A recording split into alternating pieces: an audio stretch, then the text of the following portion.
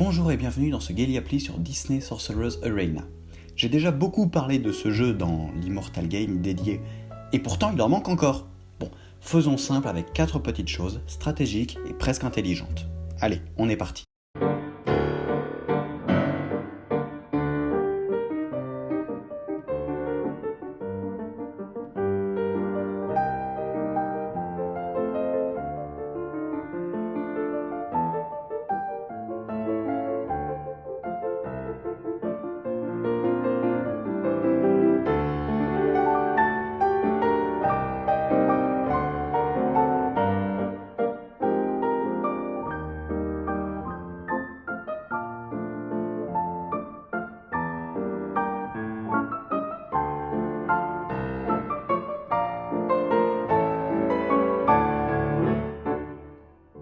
Les différents coups de zone. Zone, ligne, proche. Les coups de zone ne frappent pas tous les ennemis. Et non.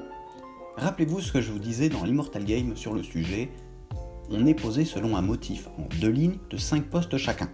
Et à partir de ça, on peut définir 3 types de coups de zone. Le coup en zone générale. Bon bah là, toute la zone se prend une gifle, c'est simple et efficace. Le coup en ligne. Ici aussi, c'est simple.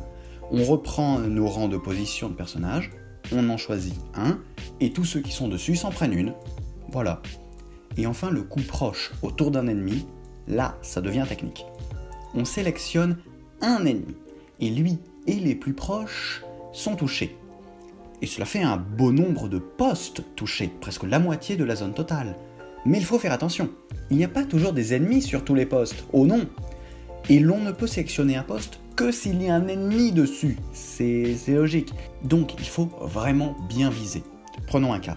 Vous tenez vraiment à défoncer le personnage sur l'angle de la zone, et le coup de zone proche toucherait aussi celui derrière. Joie, cela fait coup double. Mais imaginons que l'ennemi ait eu la bonne idée d'invoquer un personnage supplémentaire, Pandar par exemple, juste là. Eh bien on décale la zone de frappe et on gagne une nouvelle cible. En plus de Pandar, qui aurait été dans la zone d'impact de base, là, on peut cogner aussi sur un autre désagréable.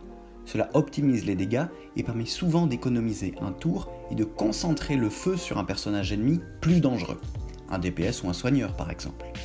Voilà, c'est une subtilité intéressante et qui ne se maîtrise vraiment qu'avec la pratique. Une bonne utilisation des dégâts de zone fait souvent basculer le duel. Une latte dans la figure peut faire la différence entre victoire et défaite. Les effets positifs et négatifs qui restent d'une phase à l'autre. Moins technique que le point précédent, c'est une chose à prendre en compte pendant les combats qui ont plusieurs phases. Une vague d'ennemis, puis une autre, et parfois une troisième avec le boss. Eh bien sachez-le, les effets positifs et négatifs restent. Il n'y a pas de rafraîchissement des effets, ni même des temps de rechargement des compétences. On enchaîne. Cela peut servir à gagner aisément un bonus, et puis surtout à garder Pandar d'une phase à l'autre, mais cela veut surtout dire que les malus, tels que le brise-défense ou le poison, restent. Et dois-je vraiment rappeler à quel point les dégâts sont élevés dans ce jeu ? Le poison, c'est pas un rhume des foins, c'est un mélange peste-choléra relevé de lèpre. Si l'adversaire prépare une attaque empoisonnée...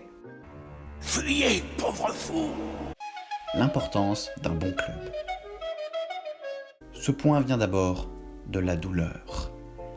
En effet, afin de tester toutes les fonctionnalités du jeu, j'ai rejoint un club, équivalent des guildes dans d'autres applications. Ici, les joueurs sont censés s'entraider, se conseiller, se tirer vers le haut.